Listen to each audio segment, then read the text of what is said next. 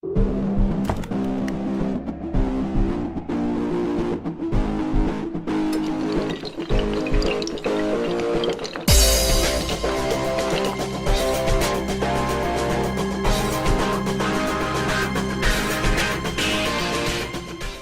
Eric, je te Bonjour remercie, Thomas. je te remercie d'accepter cette invitation à l'interview. Eh bien, écoute, ça me fait plaisir. Merci à toi de me l'avoir proposé. Oui, ben écoute, c'est toujours agréable et un vrai plaisir de discuter avec toi. Et puis là, autant que ça se fasse en direct, que je le publie sur mon blog et que ça profite à tout le monde. Exactement, un partenariat gagnant-gagnant. C'est ça. Alors donc, je vais commencer par ma première question. Donc, décris-toi un petit peu ton parcours, ton histoire dans le MLM. Ah, à mon parcours, déjà en 2001, je sortais des études comptables, tout simplement, des études supérieures en comptabilité. Et je me suis rendu compte, à temps heureusement, que c'était pas forcément ce que je voulais faire de ma vie, tout simplement. Donc du fait, tu connais la fonction, hein, je suppose. Oui, Tu oui. sais qu'elle marche sur un certain point, elle marche aussi en sens inverse. Du coup, j'ai le plus longtemps, le poste occupé le plus longtemps pour moi, ça a été, je crois, 8 mois. 8 mois dans la comptabilité. Et je me suis mis à faire des petits boulots. Alors pourquoi j'ai choisi la compta? Bah déjà, j'aime bien les chiffres. J'aime bien tout ce qui s'articule pour former vraiment un tout cohérent. Par contre, il y a un truc que je n'aimais pas. C'est être au service de quelqu'un et l'aider à bâtir ses rêves, tout simplement, au détriment des miens. Ça, c'est pas vraiment ce que je voulais. Donc, au bout d'un moment, j'ai quitté la comptabilité. Bon, j'ai occupé des petits boulots parce que, eh ben, il faut bien vivre quand même, hein. Donc, j'ai commencé à occuper des petits boulots. Et début 2004, je surfais sur Internet, je cherchais du boulot, justement. Et je tombe sur une annonce qui dit Société internationale recherche des distributeurs. Il m'avait intrigué. Requis connexion Internet, ordinateur personnel. Numéro de téléphone de la personne, ni une ni deux, je l'appelle. Elle me dit, voilà, elle me dit, OK, il y a une présentation via Internet. Donc déjà à l'époque, ça existait, hein. Une présentation via Internet. Et elle me disait, oui, effectivement, ça peut être quelque chose qui peut te convenir. Mais bien, je ne peux pas t'en dire plus là, donc je voulais savoir ce qu'il en était. Donc j'ai assisté à cette présentation et là, bam, je suis tombé amoureux de ce concept de marketing relationnel. Vraiment, là, ça m'a dit, je me suis dit, c'est ça qu'il faut que je fasse. Donc de 2004 à 2009, j'étais dans plusieurs compagnies et je réussissais déjà à soit me rembourser les frais, soit à dégager un petit revenu complémentaire. Et arrivé en 2009, j'avais même un revenu complémentaire qui doublait à peu près ce que je gagnais dans le petit boulot. De 2009 à 2012, eh bien, j'ai rencontré une de mes marraines qui donc m'a introduit à une société qui s'appelait Vitamark à l'époque. Mhm. Et donc là encore, ça marchait plutôt bien. Donc j'arrivais à dégager un revenu complémentaire appréciable, on va dire. À me payer des petits à côté, à commencer à faire des petits voyages à Paris, à Marseille. Et en 2012, on nous annonce deux mauvaises nouvelles. Vous n'aurez plus les produits, vous ne serez plus payé avec les commissions. Ah, je commence un petit peu à m'inquiéter et je me dis, ok, il y a une bonne nouvelle quand même. La bonne nouvelle, c'est que vous fusionnez avec Eatworks. C'était le 24 août 2012 et j'ai démarré à ce moment-là depuis la Belgique. On recevait nos produits depuis la Belgique. Et donc, 24 août 2012, je démarre. Début 2013, ça y est, je deviens financièrement indépendant et je dis au revoir à mon patron.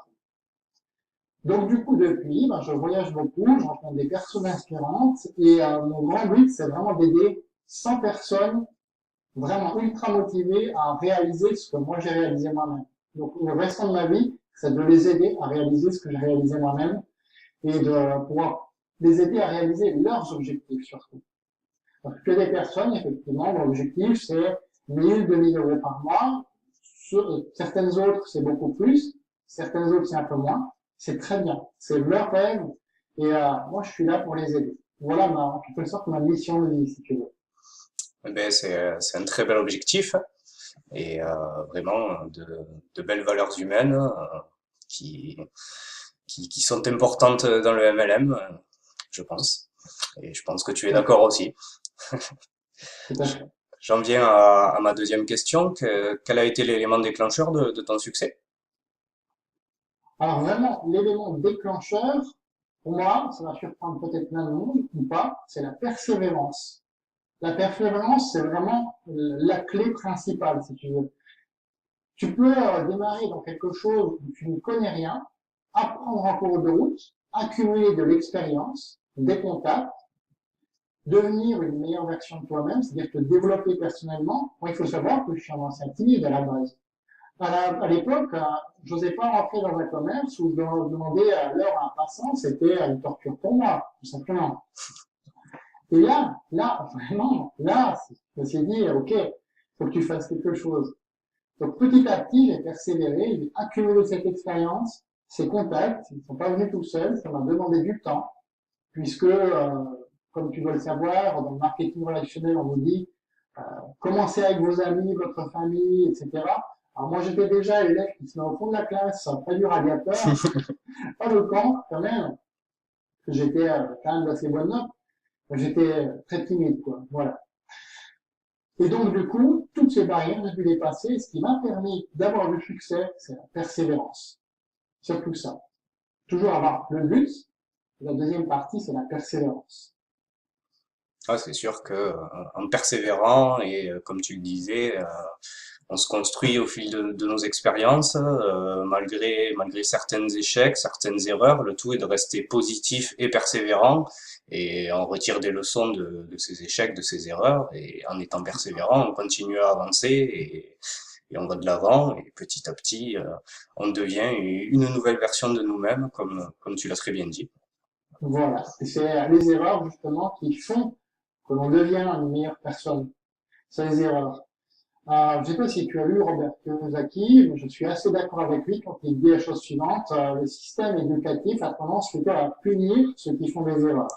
Alors que dans la vie réelle, vraiment dans la vie réelle, ce qui fait qu'on apprend, c'est quoi? C'est les erreurs, c'est se tromper. On a toujours une autre chance de faire mieux. C'est sûr. On apprend tous les jours. On est, en restant dans cette ligne de conduite, nous sommes moins bons qu'hier et meilleurs que demain. Ou plutôt le contraire, Voilà. meilleurs que demain et moins bons qu'hier. Moins bon que demain, meilleur qu'hier. C'est exactement ça. Voilà. Troisième question, penses-tu que tes valeurs humaines sont la raison de cette réussite? Il y a de ça aussi, effectivement. Il y a des personnes, peut-être tu reprends plein de gens ce que je vais dire, mais il y a des personnes qui peuvent réussir, pardonne-moi l'expression, mais en étant le parfait salaud, en écrasant les autres sur leur passage, en, comment je pourrais te dire ça, en punissant les autres tout simplement. Or, quand tu fais ça, c'est pas durable. Au bout d'un moment, toujours la loi de l'attraction, fais en sorte que tu te reprends en quelque sorte les mauvaises valeurs en pleine tête, tout Hmm. simplement. Tandis que si tu es altruiste, patient, honnête, là, c'est une réussite qu'on appelle durable. Durable. C'est Albert Einstein qui disait, je crois, n'essayez pas de devenir un homme qui a du succès, mais devenez un homme qui a de la valeur. Ça, c'est important. C'est vraiment les valeurs humaines qui sont vraiment les fondations. Tu as tout le reste, mais les valeurs humaines, effectivement, c'est vraiment la fondation. Donc la réponse, c'est oui. C'est marrant d'autant plus puisque sur ma question, j'avais noté entre parenthèses patience, altruisme et générosité. Et c'est justement les trois mots que tu as employés. Voilà. Et aussi une chose, c'est que l'honnêteté, ça aussi tu l'as dit effectivement, l'honnêteté, c'est savoir dire les choses quand ça va et savoir aussi dire les choses quand ça va un peu moins. Y mettre les formes, bien sûr, toujours rester, comment on appelle ça, rester diplomate sans chercher à être hypocrite. Toi, c'est un subtil équilibre à trouver entre diplomate et vraiment dire les choses, être franc, quoi. Voilà. Ouais, Pas faire de mal à la personne, mais lui dire quand même les choses telles qu'elles sont. de la bienveillance. De la bienveillance, voilà, vouloir du bien. Après, sinon, ouais, ça donne l'effet boomerang que tu citais, où tôt ou tard, ben, si, si, euh, comment dire ça, si on, si on Si on fait rejette, du mal, le mal nous reviendra. Si on fait voilà, du bien. le bien nous revient. C'est ça, les lois de l'attraction. Voilà.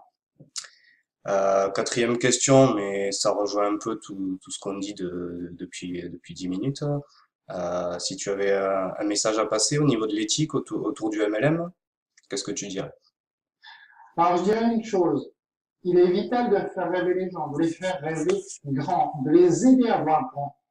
Mais derrière, il faut leur donner un plan d'action concret et les moyens, justement, donc les aider à trouver par eux-mêmes les moyens. Donc là, il faut agir comme un conseiller pour justement mettre en place ce plan réaliste qui va les aider à avoir cette vie extraordinaire dont ils rêvent.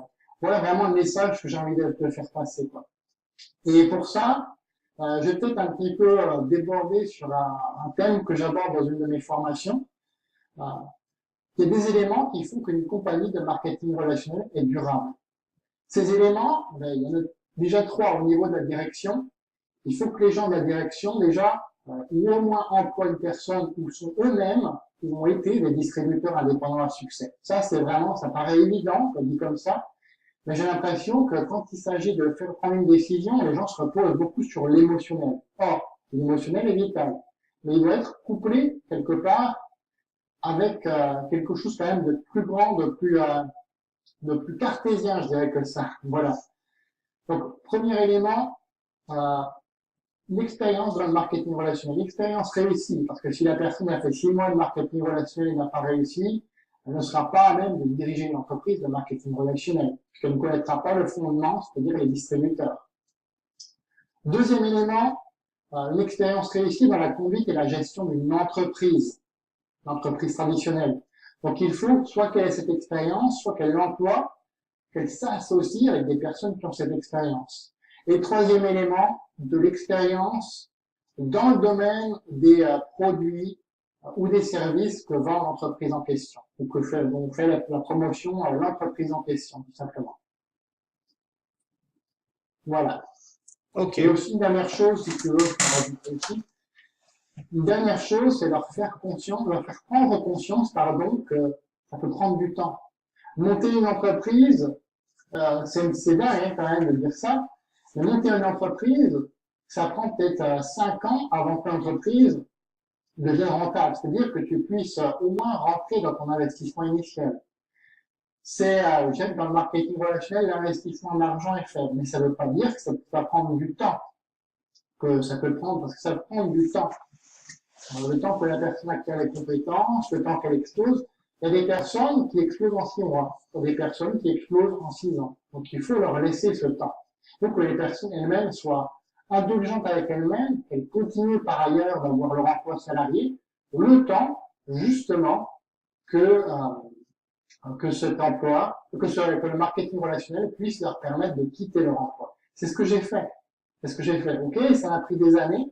Il y a des personnes, ça leur prendra peut-être quelques mois. Ou tu as des personnes, ça leur prendra peut-être 10 ans, hein, mais peu importe.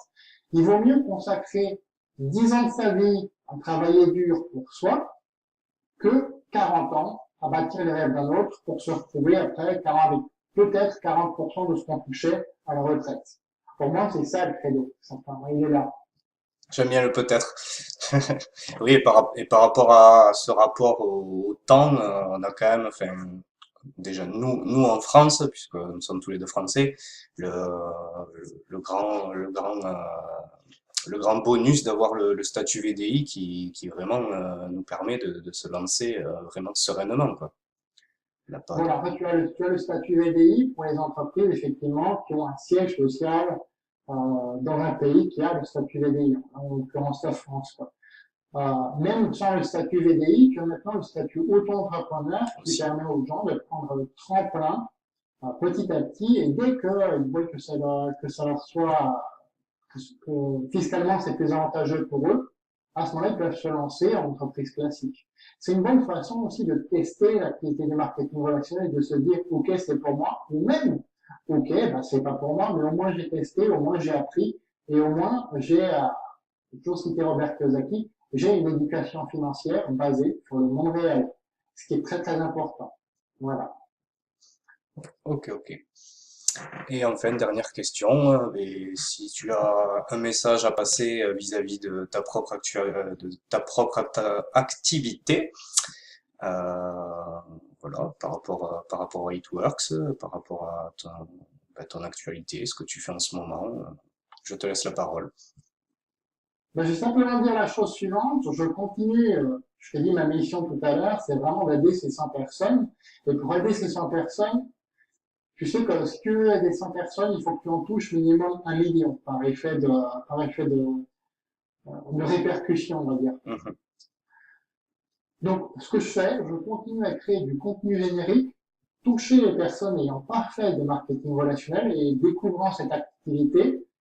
On estime en France qu'il y a à peu près une personne sur 150 qui connaît le marketing relationnel. Une sur 150. Ça veut dire qu'il y en a 149 sur 150 qui ne connaissent pas ce que c'est, qui ne savent pas ce que c'est. Et elles ne savent pas ce qu'elles ne savent pas.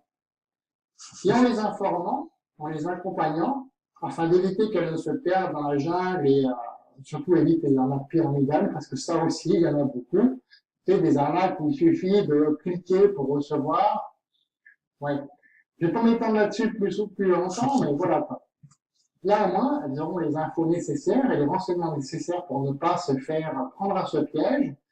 Et en plus, pouvoir tirer leur épingle du jeu parce que même avec une entreprise légale, c'est pas forcément facile. C'est pas ça, le coup ne va pas forcément dessous. C'est des challenges à relever. Et ces challenges-là font partie de la vie. Et c'est ce que j'ai un petit peu envie de faciliter. C'est un petit peu ambitieux ce que je dis, mais c'est ça en fait. C'est vous aider à avoir ce contenu qui va les informer, leur faire comprendre notre activité et pourquoi pas les y intéresser. Oui. Voilà. Après, tu disais que c'était ambitieux, mais bon, l'ambition, les challenges, c'est ça qui fait avancer. Exactement. C'est d'assez d'ambition. C'est ça. Et pour revenir sur le fait que 149 personnes sur 150 ne connaissent pas le marketing relationnel, il y en a, je pense, une bonne proportion, parce que ça grandit maintenant de jour en jour, qui en entendent parler de près ou de loin, et qui justement font l'amalgame avec tous ces systèmes pyramidaux qui eux, à l'inverse, donnent mauvaise réputation au vrai métier qu'est le marketing de réseau. Tout à fait. Tout à fait. Ben, c'est un point qui va être bientôt, je t'en dis pas plus, mais qui va être bientôt débattu et qui va être aussi réglé. Réglé. Je sais, j'en ai entendu parler, effectivement.